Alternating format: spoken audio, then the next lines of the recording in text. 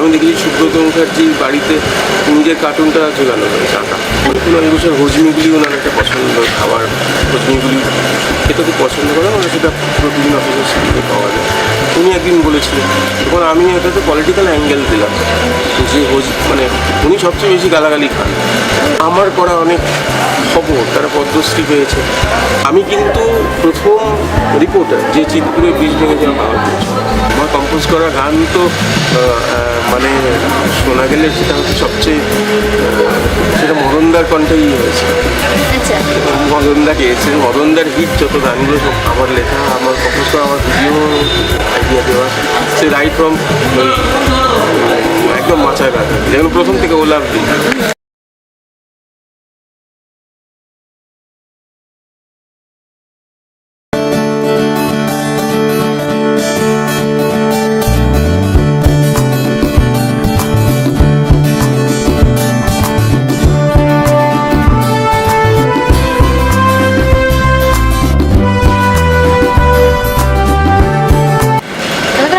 এখন এমনিতে অনেক খারাপ জিনিস ঘটছে, তো সেগুলো আমরা রিপিটেডলি দেখতে পাই।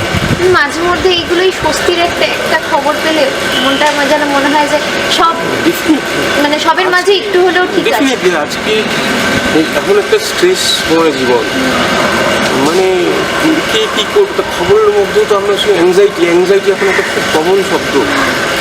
তো আমরা রিলস দেখছি, আমরা করছি, আমরা টিভিতে সব জায়গায় যদি এরকম অ্যাংজাইটি থাকে, আমি বলছি যে ভালো জিনিসটা থাকুক না পাশে। আগে বুলেটিন সাজানো হতো, প্রথমে হেডলাইন যাবে তারপরে একটা হলো শেষে একটা সুন্দর একটা প্রবন্ধি শেষ হলো, যেমন পায়েস বা পান বা এই টাইপের। মুখ শুদ্ধির দরকার আছে, অবশ্যই মন শুদ্ধির দরকার আছে, সেই খবর সেটা মনে রাখাটা দরকার। আমি আশা করবো যেন যেরকম কেউ তো থাকেন যারা এটাকে এনকারেজ করেন, এরকম আমরা পেয়েছি মানে মালিকরা, সেরকম মালিকরা থাকুন। তোমরাও যারা নিজেরা নিজেদের মালিক এইটা ইচ্ছা আছে, এইটা ইচ্ছা আছে এরকম তথাকথিত না করে একদম স্ট্রেট করা এবং ভালো কিছু জিনিস করা, এটাই। আচ্ছা, এখন যারা যুব সাংবাদিক আসছে অথবা যারা সাংবাদিকতা নিয়ে পড়বে বলে ভাবছে যে আমি ফিউচার নিজেকে দেখতে চাই, তাদের জন্য কিছু অ্যাডভাইস? তাদের জন্য অ্যাডভাইস এটাই বলবো যে চাকরির বাজার খারাপ। ওভারঅল সাংবাদিকতা যদি দেখা যায় যে খবরের কাগজ, টিভি চ্যানেল, এইখানে চাকরি করবো বলে করা, সেটা করা খুব মানে আমি ডিমোরালাইজ করছি বা আমি আশাহত করবো না কাউকে, কিন্তু এটা ঘটনা, এটা হচ্ছে ফ্যাক্ট। চাকরির বাজার খারাপ, ফলে আমাকে ভাবতে হবে জার্নালিজম নিয়ে আমি অন্য আর কী করতে পারি, সেটাও সঙ্গে ভেবে এবং গ্র্যাজুয়েশনটা আমি অন্য কিছু করে আমি মাস্টার্স ডিগ্রি জার্নালিজম করি, যেটা আমার করা হয়েছে।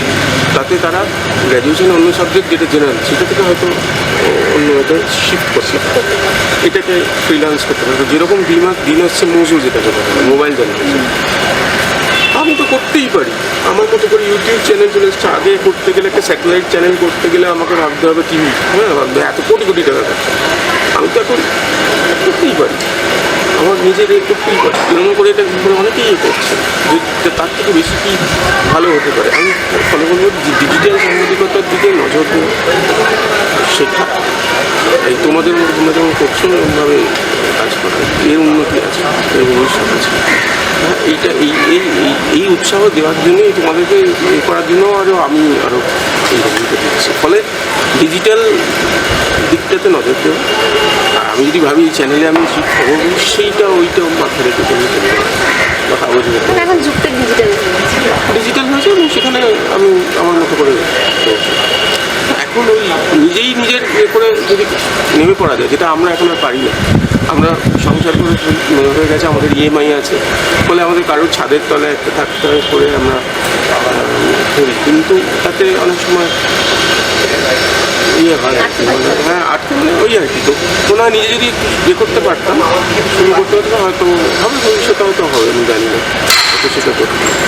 আচ্ছা, এই তো মানে সাংবাদিকতার জীবন, মানে কখন কাজ থাকছে মানে কোনো ব্যাপার নেই, কখন বাড়ি ফেরা হচ্ছে ঠিক নেই। তো বাড়িতে কিভাবে সামলানো হবে?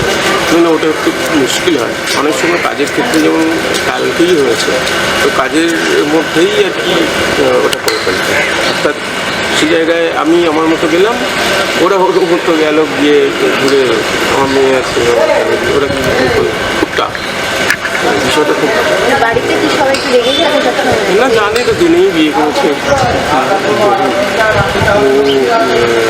জেনেই ইয়ে করেছে, ও তো মেনে নেয়। কিছু ক্ষেত্রে মেয়ে এখন একটু বিদ্রোহ করে, মেয়ে ক্লাস 6-এ অফিস অফিস অফিস ও নিজে আবার দেখে এও করে। তো ওই মিলেমিশে আর কি। তবে মনে হয় যে একটা সময় পর যে এই ফ্রিলি করাটা, যেটা এখন অনেকটা পারি, অর্থাৎ আগের মতো তো আমাকে আমি নিজের ইচ্ছা মতো সেই স্বাধীনতা আমাকে আমার এই হাউস স্লেন সেই স্বাধীনতা সেই যে আমাকে দিয়েছে, টিম আমাকে দিয়েছে, ফলে তাদের কাছে আমি অবশ্যই একটা কৃতজ্ঞই বলবো, কারণ এটা কৃতজ্ঞতার তারা অবশ্যই বুঝতে পারছেন কি যেটাকে বলে কি জিনিস পাওয়া যাবে, কিন্তু সেটি বুঝতে পারাটাই তো অনেক, সেটা বুঝতে পারাটাই তো অনেক। হ্যাঁ, আমার কাছে খবরের গুরুত্ব, তো সেই দিক থেকে অবশ্যই আমি যে ওই খবরটা আমি করতে পারছি, সেটা বুঝতে ব্যাপার, সেটার জন্য কিন্তু ওদের গুরুত্ব একদম যে এত তো এই মিডিয়ার ভিড়ে, তো তারা একজন এই খবরগুলোকে গুরুত্ব দিয়ে করতে বলছে। আমরা এখন ম্যাক্সিমাম আমি স্পেশাল স্টেট, ঠিক আছে, সেখানে পলিটিক্যাল হতে পারে, আন্ডার মানে এনিথিং, আমি মনে করলে আমি যেতে পারি যে একটা আগুন রয়েছে, আমি সেখানে গিয়ে আমি আমার মতো করে এই যে জায়গাটাতে তারা এরা দূরদৃষ্টি, যাদের দূরদৃষ্টি আছে, যারা নিজেদের এটা বোঝে তারা এরকম তো করছে না, যারা বোঝে না তারা এখনো ওই জিনিসটা করবে, কারণ এইটাতে স্বাধীনভাবে কাজ করতে গেলে তখন অনেকটা সেই দিক থেকে আমি অবশ্যই নিজের পক্ষে এবং কৃতজ্ঞ যাদের কাছে করতে পারছি। আচ্ছা, আপনার মতে এখন বা আগেও জার্নালিস্টরা কি সবসময় জার্নালিজমের ইথিক্স নিয়ে কাজ করে নাকি না, কোনো পলিটিক্যাল প্রভাব? সবসময় যারা বলে যে আমি নিরপেক্ষ, তারা মিথ্যে কথা বলে। নিরপেক্ষ জার্নালিজম কখনো হয় না, তাহলে পলিসি বলে কোনো কথা হতো না, কোনো হাউসের পলিসি বলে কোনো কথা হতো না। প্রাইভেট কোম্পানি, সেই প্রাইভেট কোম্পানির একজন চালাচ্ছেন খবরের সংবাদ মাধ্যম, আর এটা হচ্ছে লাভজনক ব্যবসা নয়, প্রথমে তো ক্ষতি এই হয়, অর্থাৎ তিনি এ করছেন, ফলে তার একটা পলিসি অনুযায়ী চলতেই হবে, তবে দুপক্ষেরই মতামত দেওয়াটা দরকার, বায়াসড নয়, পলিসি মেনটেন করা আর বায়াসড হওয়ার মধ্যে তফাৎ আছে। তবে সত্যি কথা মিথ্যে কথা,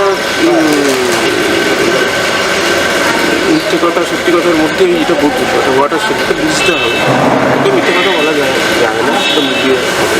এথিক্স এখন তো রিপোর্টার হলে এথিক্স আছে, রিপোর্টার হলে এথিক্স, এটা আমি বলি, রিপোর্টার হলে এথিক্স আছে, ভোটার হলে এথিক্স নেই, আর অন্যের ইয়ে করা সমালোচনা করা, ফলে পলিটিক্যাল থাকবে, অন্য প্রেশার থাকবে, সেটা পলিসি, কারণ একজন চালাচ্ছে, তার বিজ্ঞাপন পেতে হবে, তাকে করতে হবে, চালাতে হবে, তাতেই অবস্থা, তাতেই তো ফলে তো পলিটিক্যাল প্রেশার আরও অনেক কিছু। এই জন্য এডিটারদের যেটা বলবো যে যারা এডিটার তাদের সামলাতে হবে, দিল্লি থেকে এক, এখান থেকে এক, কীভাবে সামলান তারা, আমি সত্যি আমি তো পারবো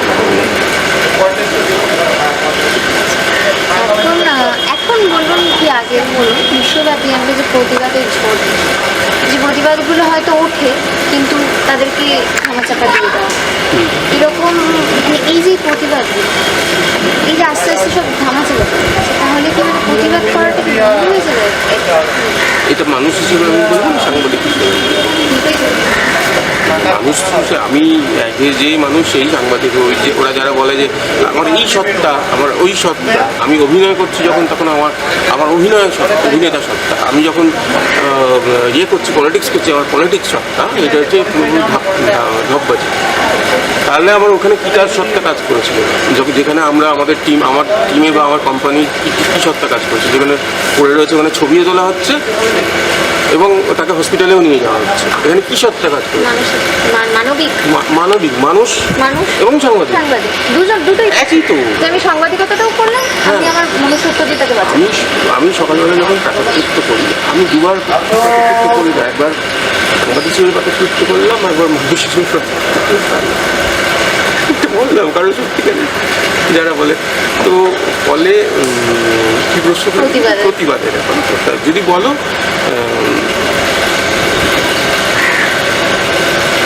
নেপাল, বাংলাদেশ দেখছি, আবার দিল্লি দেখছি, মণিপুর দেখছি, আবার নিজের জায়গাটাও দেখছি, মেলাতে পারছি, তো সেটা মেলাতে পারছি। প্রতিবাদ যদি বেশি হয়, তো গান যদি বেশি হয়, সিনেমাটিসরা যদি বেশি করে, তাহলে তো এখানে হচ্ছে। আর বাংলাদেশ বা নেপালে তো কত কিছু কিছুই হয়নি প্রতিবাদ, তাহলে দু রকমের প্রতিবাদের মধ্যে জল মিশে গেছে। কারণ প্রতিবাদ বা এই তো এতদিন পর্যন্ত চলে এসেছে, ডিজিটাল যুগে ডিজিটাল প্রতিবাদও হয়, তাতেও কিন্তু মানে সলিউশন হয় বা তাতেও কিন্তু সুরাহা হয়েছে এরকম। কিন্তু প্রতিবাদে জল মিশে গেলে, এখন প্রতিবাদে জল মিশে গেছে অন্তত বেশ কিছু জায়গা, সেটা কষ্ট দেয়। এই পর্যন্ত বলতে পারি, এই পর্যন্ত বলতে পারি, আর কিছু না। প্রতিবাদ আছে কিন্তু জল যেন না মিশে যায়, এই হচ্ছে জল না মিশিয়ে প্রতিবাদটা করতে হবে, তাহলে নিশ্চয়ই করতে হবে। আরেকটা কথা যে নির্ভীকভাবে সাংবাদিকতা অনেকেই করেছে এবং আমরা বহু মানুষকে কিন্তু শেষ হয়ে গেছি। তাহলে কি এখন নির্ভীকভাবে সাংবাদিকতার যে ব্যাপারটা, সেটা কি আসবে না এখন? কি মানে আমাদের মধ্যে ডিজিটালি অনেকেই করছে, ডিজিটাল প্ল্যাটফর্মে, ডিজিটাল মিডিয়াতে অনেকে নিজের মতো করে তারা নির্ভীকভাবেই করছে, মানে ভয় নিয়ে বা নির্ভীকভাবেই করেই করছে, অনেকে আছে করছে। তবে নির্ভীক ওইভাবে এখন আর বলা যায় না, নির্ভীক তাদের শেষই হয়ে যেতে হয়। যে কোনো কিছু করলেই নির্ভীকতার যুগ চলে যাচ্ছে। আমাকে ভাবতে হবে, ওই তো সব জায়গায় হচ্ছে টাকা, সবচেয়ে বড় কথা টাকা, না হলে ফাঁকা। তো আমাকে যে যাবো, আমি কীভাবে কাজ করবো, আমার জিনিস লাগবে বা আমার দিনের শেষে ফ্যামিলি আছে, দেখতে হবে। এইটা হচ্ছে পলিটিক্যাল, এটা এত বেশি হয়ে গেছে, ফলে এই হচ্ছে। তো যদি আমরা নির্ভীকভাবে একটা পলিসি নিয়েও করি, সেটা করলেও অনেকটা হবে, কিন্তু সেটাও তো এখন এতটাই হয়ে গেছে, পোলারাইজ হয়ে গেছে এই জায়গাটা দাঁড়িয়ে। নির্ভীকতা ফিরবে বলে মনে করি না, তবে মাধ্যম বদলে আমি অবশ্যই অনেকগুলো মাধ্যম দেব, সেখানে হয়তো কিছু জিনিস থাকবে যেগুলো মানে নির্ভীক হয়ে যাবে। অর্থাৎ ছবিতে যদি উঠে যায় গুলি করে, মানে কলেজে একজন পুলিশের মেয়ে, পুলিশের গুলি থেকেও মারা গেছে, যদি ছবিটা উঠে যায়, যখন ক্যামেরা আবিষ্কার হয়নি এখন ছবিটা উঠে যায়, তখন নির্ভীক সাংবাদিকতা। কিন্তু ছবিটা যদি একবার উঠে যায়, সেটা যদি একবার চলে যায়, তখন তো সেটা তো নির্ভীক। অর্থাৎ আমাদের যন্ত্রগুলো নির্ভীক আছে এখনো, নির্ভীক সাংবাদিকতার যে যন্ত্র ইনস্ট্রুমেন্ট, সেগুলো নির্ভীক আছে বলে এখনো। যেমন ডিজিটাল মিডিয়া আসার পর অনেক কিছু এরকম হয়েছে, যেটা এখন ডিজিটাল মিডিয়া থেকে খবর, ফলে সেক্ষেত্রে আরও সুবিধা হচ্ছে, মোবাইলেতেই উঠে যাচ্ছে। এখন একটা লোকই একটা করতে পারে, ফলে সেখানে প্রতিবাদ হচ্ছে, সেখানে সে নির্ভীক সাংবাদিক, সেটা খবর দিয়ে তুলে ধরে রয়েছে কিন্তু সাংবাদিক, বরঞ্চ আরও বেশি সাংবাদিক, যেখানে কোনো কিছু মেশায়নি, জাল বেশাই। তবে এআই আসার পর যে কী হবে সেটাও খুব মুশকিল। এই এআই নির্ভীকতাকে কতটা আবার রাখতে, আমি বলবো হাতে যে মোবাইল নিয়ে কোনো একটা খবর তুলে তার নিজের প্ল্যাটফর্মে ছেড়েছে, সে হচ্ছে নির্ভীক হোক নাই হোক, সে একদিন নির্ভীক এটা কিন্তু এটা ভাবতে হবে। কারণ যেহেতু সেই ভয়টা পাচ্ছে না এই খবরটাকে ছাড়ার জন্য। এই যে যেমন তোমরা একজন আমার এটাকে তুলে দিচ্ছ, আমি কথা নির্ভীক শান্ত কাজ করছি। থ্যাংক ইউ, ভালো লাগলো। আচ্ছা, আমরা অনেক গল্প করলাম, এবার একটা র্যাপিড ফায়ার খেলবো ছোট্ট করে। কয়েকটা প্রশ্ন করবো, একটা ফেভারিট ফুড? লুচি, সবাই জানে লুচি, সবাই জানে। ছোলার ডাল না লুচি? লুচি, শুধু লুচি, নুন দিয়ে লুচি, ছোলার ডাল দিয়ে লুচি, লুচি লুচি লুচি লুচি নিয়ে অনেক কাহিনী আছে। আমি রামকৃষ্ণ মিশনে পড়তাম, মহারাজ আমাকে স্পেশাল টিফিন লিখে দিতেন, দুটো টিফিন পাবে। আমার বাড়িতেও জানে, আমার মানে মানে মানে লুচি সবাই মানে এই রাজবাড়ি এখানে এরা সবাই জানে, মানে সবাই জানে যে প্রীতম মানে লুচি পছন্দ, সব হেরে যায়। আচ্ছা, মিউজিক জনরা কোনটা বেশি পছন্দ? মানে কী বলছে, দেশীয় না বিদেশি? দেশীয়, বিদেশীয়। ফিউশন পছন্দ, তবে সবসময় এগিয়ে রাখবো ক্লাসিক্যাল, একদম ভালো খাঁটি ক্লাসিক্যালকে এগিয়ে রাখবো। ক্লাসিক্যালকে এগিয়ে রাখবো, অনেকে যদি ভাবে যে আমি ক্লাসিক্যাল, মানে অনেকে মনে করে যে এই যে মনে করে না যে ক্লাসিক্যাল মানে এই তাকে আমি বুঝিয়ে দিই। ধরো এখন এই সন্ধে হচ্ছে, আমি তাকে বলে দিই আমার এটা একটা প্রসেস আছে, সেটা হচ্ছে সন্ধ্যের রাগ হচ্ছে ইমন, নাও জানতে পারি। সে রে গা মা পা ধা নি সা রে গা পা মা গা রে সা, এইটা হলো এটাতে যদি আমি ক্লাসিক্যাল গাই, মোরি গাগরা না মোরি গাগরা ভরনো দেতা, এখানে আমি টান করলাম, কিছু টান টান করলাম যে মেরে গা রে মেরে গা মা রে মেরে গা মা পা মা রে মেরে গা, বললে এই দেখো ক্লাসিক্যাল না। তুমি যদি বেলুর মঠ ভালোবাসো, তুমি তাহলে এই গানটা শোনো,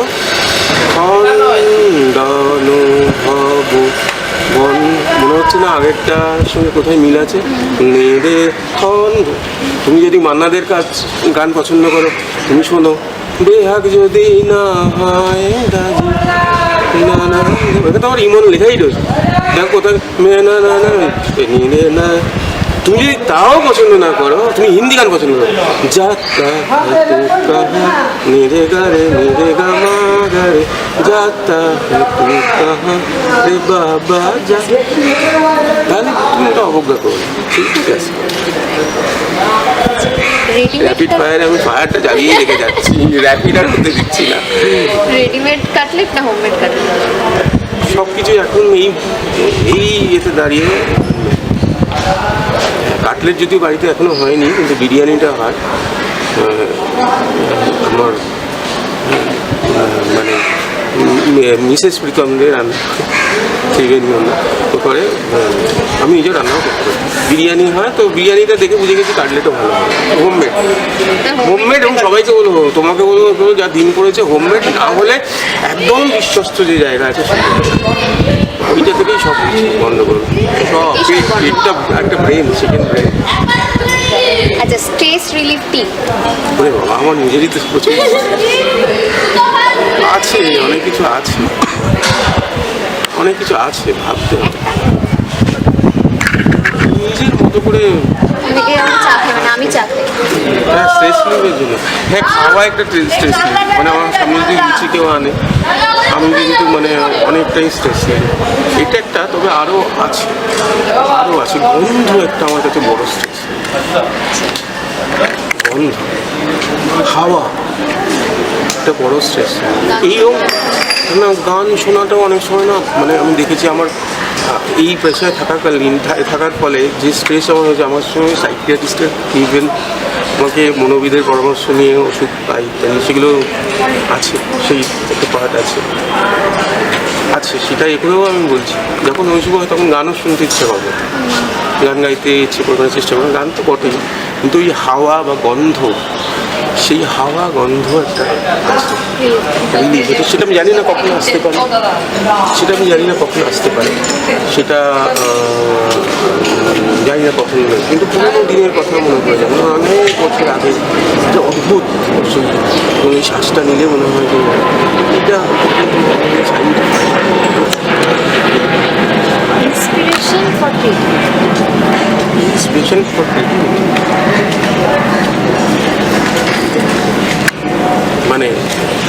জেনারেল এই মুহূর্তে দাঁড়িয়ে আমার মানে আমার ওয়াইফ, হ্যাঁ আমার ইন্সপিরেশন এই মুহূর্তে দাঁড়িয়ে বহু মেয়ে তো আছে, মেয়ে আছে, তবে ইন্সপায়ার করার জন্য মানে ইন্সপায়ার করা হয়তো দুরকমভাবে, তোমাকে এই জায়গাটা না দিয়ে ক্রিয়েটিভিটি তোমার ওই জায়গাটা পাশে থাকা। হ্যাঁ মানে তুমি এটা ভীষণ রকম মানে মানে যেটুকুনি সেটুকুনি এটা একটা আচ্ছা, প্রিয় জায়গা শহর হতে পারে। প্রিয় জায়গা এটা অনেক আছে। আমি একসময় ট্রেনে করে সাইকেলে করে ঘুরতাম, পাড়ায় পাড়ায় ঘোরা, আমরা এটা বাইরে গেলেও মেয়েকে চাপিয়ে নিয়েও ঘুরি বা নিজেও ঘুরতে যেতাম। আমি বলি সেকেন্ড মানে জায়গা নাকি বাইরে যাবো? যা ইচ্ছা, মানে ঘুরতে যাওয়ার জায়গাও বলতে পারেন, অথবা ঘুরতে আমাদের যাওয়ার জায়গা শহরের মধ্যেও কোনো জায়গা। আমাদের শহরের মধ্যে অবশ্যই কুমোরটুলির ওই জায়গাটা আমার মানে মেন্টালি পলিটিক্যালি মানে ইয়েভাবে সমস্তভাবে আমার খুব পছন্দের জায়গা।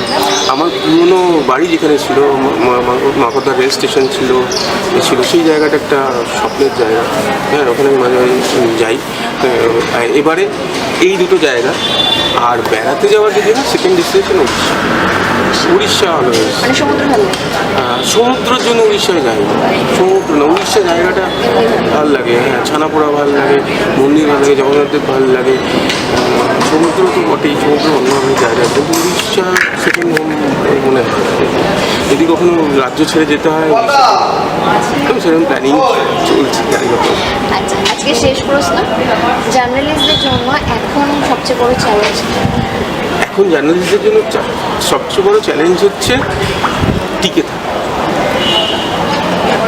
টিকে থাকা, টিকে করে থাকা, সেটা টিকে থাকা। এবং টিকে থাকা মানে কি আমি বলছি যে খুব ইয়ে করে টিকে থাকা তা না, তার জন্য মাধ্যমটা জানতে হবে। ওই আবার ঘুরে ফিরে আসছি ডিজিটাল মাধ্যম জানতে হবে। টিকে থাকা, টিকে থাকা মানে খারাপ না, ভালোভাবে থাকা, সেই জন্য মাধ্যমটাকে এই একটা ডিজিটাল চ্যানেল করে এগুলো বলতে গুরুত্ব। খুব ভালো লাগলো আপনার সাথে আড্ডা দিয়ে। তোমার সাথে দর্শকদের আশা করি খুব ভালো লাগবে। দর্শকদের উদ্দেশ্যে কিছু একটু বলুন। না, আপনারা এই মাধ্যমের সঙ্গে থাকুন, আপনারা ওদের সঙ্গে থাকুন, আমিও আছি। দেখুন এই যে ভালো ভালো কথা বা ভালো ভালো জিনিসগুলো, এইগুলো দেখার, এগুলো শোনার দরকার আছে। ওরা খুব ভালো কাজ করছে, ওদের অনেক শুভেচ্ছা, অনেক শুভেচ্ছা রইল।